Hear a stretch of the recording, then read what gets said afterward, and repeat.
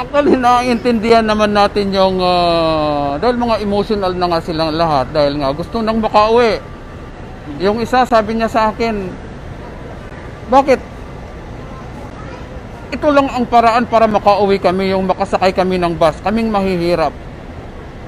Ang nakakabiyahe lang ngayon yung mga mayayaman, yung may mga sasakyan, sila lang nakakabiyahe. Kami, hindi namin kayang magrenta ng sasakyan para makauwi. Bus lang ang inaasahan namin. Ito umano ang panunumbat ng mga locally stranded individual o LSI sa Pampanga na pinanghawakan ang Uniform Travel Protocol na isinapubliko ni Presidential Spokesperson Secretary Harry Roque nitong 1 ng Marso kasunod ng implementasyon ng mas pinaluwag na travel restriction. Ayon kay Elmer Lopez, General Manager ng Mabalacat City Passenger Terminal, bagamat naiintindihan niya ang kasabikan na makauwi ang mga SLI, hirap siyang magpaliwanag dahil ang ginagawang sangkalan ng mga ito ay ang abiso ng tagapagsalita ng Pangulo. At ang masakit na katotohanan niya ay talagang limitado pa rin ang biyahe ng mga bus na gumagawi sa probinsya ng Northern Luzon. Wala pa tayong biyahe. Ang nakakalabas nga tulad ng sabi ko kanina, ang nakakalabas lang mula sa atin, papuntang Cubao lang.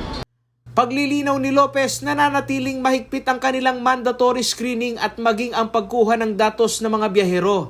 O kahit na ganun pa man, talagang yung contact tracing talagang kailangang nandoon pa rin lahat. Dadaan pa rin sila doon. Kailangan pa rin nilang mag-fill up ng form para dun sa contact tracing, yung pangalan at telephone number, no? Oo. Ayun. At saka, hindi mo mabubula yung pangalan mo sa contact tracing dahil i-base yun sa valid ID.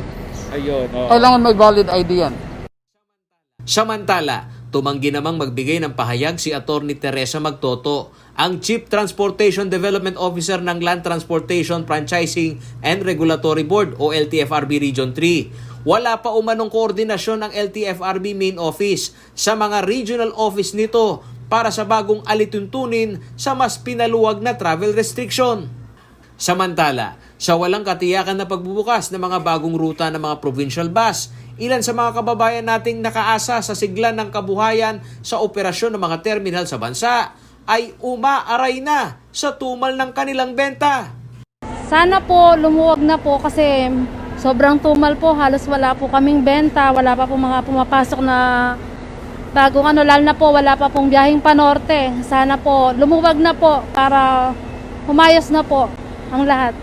Sa panig ng lokal na pamahalaan ng lungsod ng Mabalacat, kinumpirma ni City Administrator Atty. Emmanuel Ignacio na nakahanda umano silang tumalima sa Uniform Travel Protocol upang magbigay pagkakataon para sa malaking industriya ng transportasyon na makapagbalik sigla. Paulo G. Santos, CLTV News.